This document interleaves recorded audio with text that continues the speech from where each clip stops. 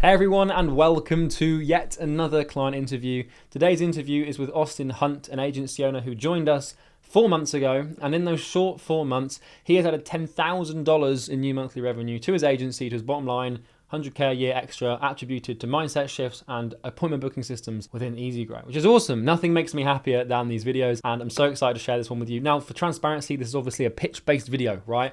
It's a marketing angle. It's designed to get you to have enough confidence and conviction in the program and in me to book a call so you can buy my thing so I can make money. I'm be honest with my intentions here. The link to buy the thing is in the description. It's going to help you get more clients, more customers, more freedom, financial freedom, more of what you want, less of what you don't. It works incredibly well, as it has for Austin. And if you do buy, you may end up on this channel talking about how great we are. How great would that be? Let's hop into the interview. I'm really excited for you to watch it. All right, everyone. How's it going? And welcome back to another client interview. I have got the wonderful Austin Hunt here with his also wonderful background, which conveniently he set up without being a YouTuber or anything. Austin, how's it going? It's going good today. How's it going?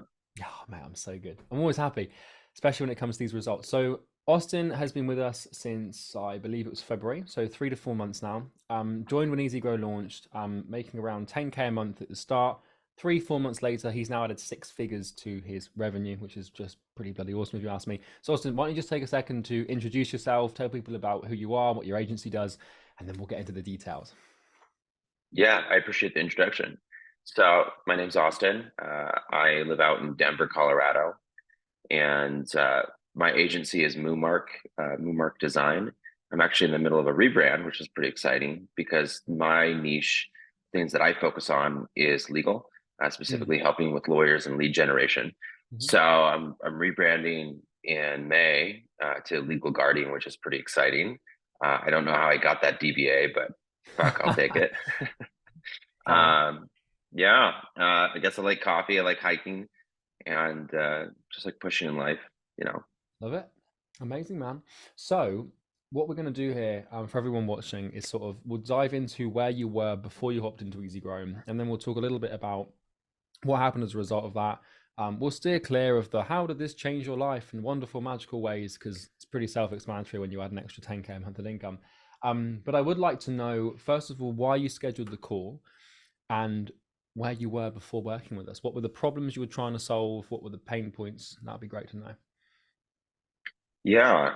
So before I scheduled the call, I mean, I'd seen your guys' YouTube videos for a while, actually your YouTube videos for a while.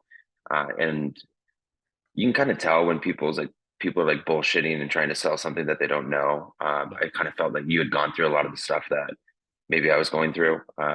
And looking at like how to improve your quality of life and how to push in life and how to help more people. And that's how I align in my mission. So there was some resonance that was happening even before. And then I ended up booking a call because I realized that there's a lot of like darkness around client acquisition, Mhm. and it doesn't need to be hard. That's what I how I viewed it, is like for some reason this felt like an impossible task. And I even do SEO, and I know like progressing initially for a brand in SEO is just not a smart move um, for most companies. And man, I guess I just want a public record with that. But you need to have referrals coming in, you need to have business coming in to support that type of effort. And so, yeah, I was just kind of in that place where I'm like, I just don't know what it is from getting from nothing to like a lead. And in Mm. addition, I believe that people will figure this stuff out on like accident, and they become like salespeople for big agencies, and they kind of hold it close to their chest. They don't want to tell people. Yeah. They're not transparent about it. So yeah, I don't like having areas that I don't understand how to get into. Mm. And I'm like, if I can acquire new leads as need be, then I can put myself in a less stressful place if a client does leave. Yeah. So that was my headspace. It's like if you can get that, then it's not a big deal. That makes perfect sense. So before you're working with us, you're at the 10K a month mark. And if I'm correct in thinking to summarize that, so you built the business through referrals and through network to that sort of 6 figure mark. But you just wanted a sort of, and it would have continued to grow, but you wanted what you could even call psychological safety net, just where you know that you can get clients. and there's no massive rush to get them, but it's just knowing that you have that skill and knowing that it can be done. Because I think a lot of people join and they believe that acquisition is hard, and then because they Mhm. haven't got it figured out and they haven't got the paradigm or the way of seeing it, so they ultimately just like don't get it, and then they hop in and they do. So you came into the program, and obviously 3 months later, you're now at 20K a month. So you've added a couple of clients, if I'm not mistaken, with rather large retainers that we don't have to go into. Um, but how does your understanding of client acquisition differ now from before? Like, what's changed in your mind? What are the big key things that you learned from Easy Grow that helped you change? Yeah, so the first one is objection handling. That's a Mm. pretty straightforward one, but I didn't realize that it was like subconsciously and like also consciously participating and throwing objections in front of my clients. Mhm. And so, maybe they want like someone in-house, and I'm like, well, if you want someone in-house, I totally get that. Um, and what that's done is like, why are they talking with me for an hour? And why am I allowing that to like stop me from like progressing forward? Where a much stronger argument would be like, well, I see that you in the past have hired someone in-house, but how's that work for you? Otherwise you wouldn't be on this call. Mm. And I understand like the fear that's associated with hiring someone outside your staff, right? But anyone that's very talented just wants their time back. So Mhm. it's like, do you want results, or do you want someone that you can look over their shoulder? And so a lot of it was objection handling, and also preventing objections on my own side before they even met them. And then a lot of it was like mindset shift, It's a and it's mouthful. primarily, yeah, it's a mouthful. Yeah. um, and what I kind of found is that there's this idea that this is really hard, and when we get ourselves in a position where things are like really hard to do, like client acquisition being hard, it just puts this impossible barrier of like impossibility. Like if it happens, it's like a fluke, and then you get really excited. And I didn't want that. I wanted at least to make it easier. I Mhm. don't think anything in life is actually really easy, but I wanted to make it understandable. And I think this program really helped for me to get some psychological changes in my own mind. And from there, it was like, okay, now that I know this, how can I put myself in a position with these new leads that I'm getting, that I'm not actively like sabotaging my own success? Mm. And happened pretty quick. I actually had to slow down the process a little bit, because I'm in the process of hiring writers. So it's like, if I bring on, 10K in business, I have to deliver that product, and that takes time. So yeah, it's pretty cool. It's amazing, man. So you're now in the position where you've kind of got a tap where if you turn it on, you're going to get clients. You're ultimately in control. Am I right in thinking that? Like, if you wanted to, because you said it yourself before this interview that you don't have this massive desire to just blow the whole thing up, and then it's not very Well, fun I that do. way. I do now. I just Okay. needed to get, Yeah. but I didn't initially. Yeah, Yeah. So, until I so started to feel you, that. so basically, what you're saying, and I'm kind of putting words in your mouth here for my own self-interest. So, That's forgive okay. me. But what you're Yeah, saying please. is like, so Easy Grow has given you the ability to have a set of systems or a system whereby you can just doink, turn the tap on, you get clients, you turn it off, hire writers, turn it on, get clients, turn it off, and that's been Mhm. working. So you talked about the mindset part of it. So was that specifically with the first couple of modules in the program, like sales transcendence, acquisition, genesis, or was it throughout the rest of the program as well? Yeah, it was actually, first of all, it was like the YouTube videos that you post are really helpful. Hmm. So it was bleeding into that. While I was watching those, just kind of going through your archive while going through the initial part of your program. And I was looking for like words of like understanding, is Mm-hmm. like the term. There's like sometimes people say things with like understanding. Maybe I should say words of knowing. Sometimes people say things with like an understanding. Like we can both agree that taking care of your fitness is like healthy and good for your life. But some people understand that and they don't know it. And then you see someone that knows it and they say, take care of your fitness. Otherwise, you're going to have really bad health later in life. And Mm. their actions like show that. And so within the first, I think, 3 modules, I got most of what I needed to get to here. Yeah. And it was just like these tiny little phrases that were written into the, videos that just like, I was just like really paying attention, no distraction, That's locked good. in. And I'm like, well, shit, why don't I just give that a shot? Why don't I Yeah. just try this out and see what happens? I mean, what's the worst that's going to happen? Nothing, you know? Yeah. So yeah, pretty quick. Awesome, dude. Fantastic. So I would like to know this. So you're now doing sort of multi six figures as opposed to six figures. Obviously you've got a pretty bright future ahead. What do you want to do next with the business, and how might you use Easy Grow to accomplish that? Yeah, this is a really good question. So I got to the point, I think there's like a number that's like really helpful if you're out on your own, which is about 20K a month. That was what was given to me by some of my close friends who are Mm. entrepreneurs and grinders themselves. That's where you can kind of take care of your own needs, take care of your family. And that has been true for me. I don't have to like focus so much on my bank account anymore. And in that headspace, it's allowed me to take a step back and say like, well, what type of impact do I want to have? Like what's going Mm. on in the world? What do I like? What do I not like? And I'm a big proponent of like meditating. So I like meditated on that quite a bit.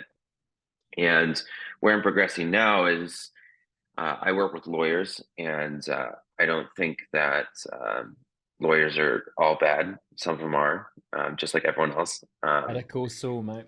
Yeah. Yeah. Yeah. And in America, we have like a lot of issues with like overreaching government sometimes, overreaching insurance agencies. And so I realized like, that's what lawyers are for. They're like a last line of defense for the people. Hmm. So I'm relaunching Legal Guardian, which is my company's used to be called Moomark, but no one can say it, and it's not niched. And now I'm finally ready to like niche, and I want to help the right lawyers. So I don't have to You don't help have to take everyone. clients you don't want. Is that right? Yeah, exactly. Mm. It's like if I bring abundance, and I have been able to a law firm, that's going to have impact on like maybe 1,000 people Mm. in 10 years, if not more. So if you pick someone that's like a dirtbag, Yeah. that's going to impact 1,000 people backwards in a negative way. And so, yeah, my goal is to help change the legal system in America without a PhD, which I think is kind of a fun problem. Mhm. Um, and I'm working right now on connecting to Harvard to get some writers from like the graduate students, the PhD students, which I think would be pretty fun, or the JDs, I guess is it called technically. And yeah, I just want to make some impact. Amazing, man. It's fun stuff I think it's easier to like dream bigger when you have your needs met. Yeah, this is. So I was literally stole the words out of my mouth. I was about to ask you this because you talked a brief second ago about you alluded to financial freedom, where now you've done what you've done, you've built the systems, you've got the clients, done the program, blah blah blah. Now you're doing 20 grand a month. You can start to think, like, what do I actually want? Because I no longer need to have enough money to take care of my family, pay my rent, Uber wherever I want, whatever that looks like. So that gives you the Hmm. opportunity. I think a lot of people get stuck with this because they get to like 10K a month, 20K. Before that, they can't really like create a meaningful goal because they can't put food on the table. So once you get past that point, then it's great. So do you travel a lot, like financial freedom wise, or are you just pretty set on one location? Yeah, so until I got to that point, I'm kind of like how do I word it? I feel like things have to be earned in my life. Mm. So I kind of restricted myself until I got to certain places. I'm actually going to the Bahamas here in Oh, June, which would dude. be a lot of fun. Yeah, I got to eat some. I think conch is how you say it. I didn't know that that was like a hub for pirates back in the day. So Like, maybe, yeah, who yeah. knows? It's like this random tiny island. I want to go to Germany back in like September. Probably go to Oktoberfest. Yeah, so definitely want to travel. A lot of it is like getting now not just the money, the finance wise, but like locking in systems with clients. Mm. So I'm kind of like you as far as like I can tell with like lean operations. Yes. It's just me making this money right now, and I've been able to do it through a combination of AI training and just like persistence and figuring out what it actually takes to be successful, not like all this other shit that people do to like run their wheels. So No, yeah, definitely travel. Travel is really important. I think it opens your mind up.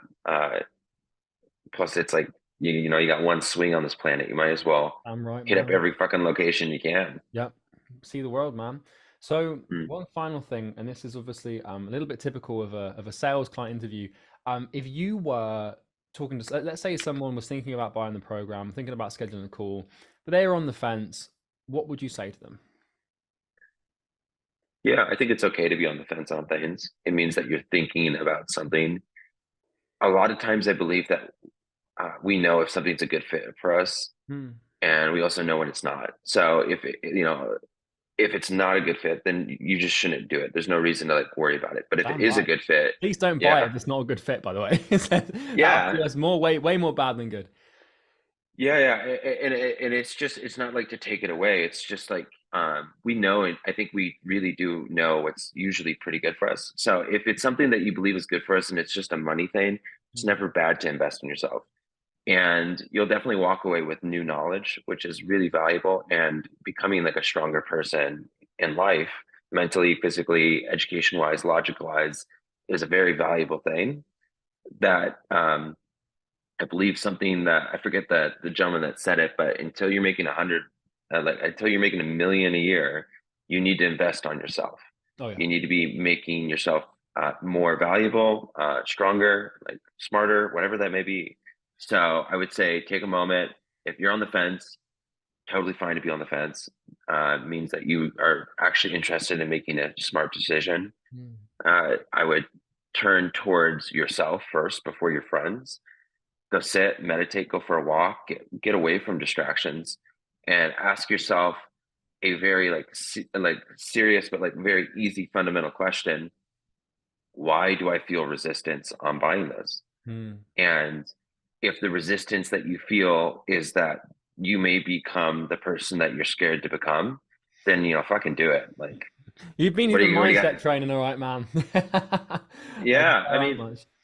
Yeah. thank you. Yeah, it's just, and if you're listening to this and you know you should do it, but you're like, oh, I don't know if I should, just like fucking do it. Like, you know what I Mm. mean?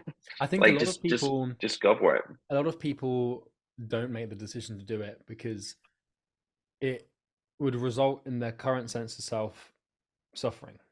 Because it's like maybe they're doing like a couple of grand a month, they want to get to six figures, they know the program can do that, but by buying the program, now they've got to do some work. Like, you know, you invest the money, you've got to, you know what I mean? Like you buy it and now you've got to Yeah. do some work. Like that's the other thing. Like don't buy it if you haven't got the work ethic to see it through. I'm sure you can tell everyone that, you know, the program's not for the faint-hearted. It's not an easy sort of solution where you just watch a couple of videos and then out of nowhere, you know, it takes years, in your case, months of hard work. Um, but I think that pretty much sums up everything that I wanted to cover. I'm really, really grateful for you hopping in, and maybe we can do another one of these in 3 to 6 months when you're even further ahead. Mm. Um, but dude, I appreciate you. How can people find you, man? Is there any way personal brand shit going on, or do you what are you saying there? Yeah, right now I'm actually off of social media, which is I really love that nice. for you, man. I love that. Yeah. So you can find me at legalguardian.io. It's not fully launched yet, but it will be in end of May. So that's exciting. Cool. And then also on LinkedIn, I use LinkedIn for good business connections and people who are like-minded. So if you have questions on this stuff, just like reach out to me. Ah, You that's know, very I'll jump on kind. a call. Super kind, super kind. Be careful what you wish for, man, because you might have quite a lot of people asking. That's Um, okay. You know, yeah. I could just always like ban my LinkedIn and like be a hermit on a rock, you know. There are worse But problems to have. There are. yeah. Well, we'll call it there, man. Thank you so much, and I'll see you again in the future. Thanks, Charlie.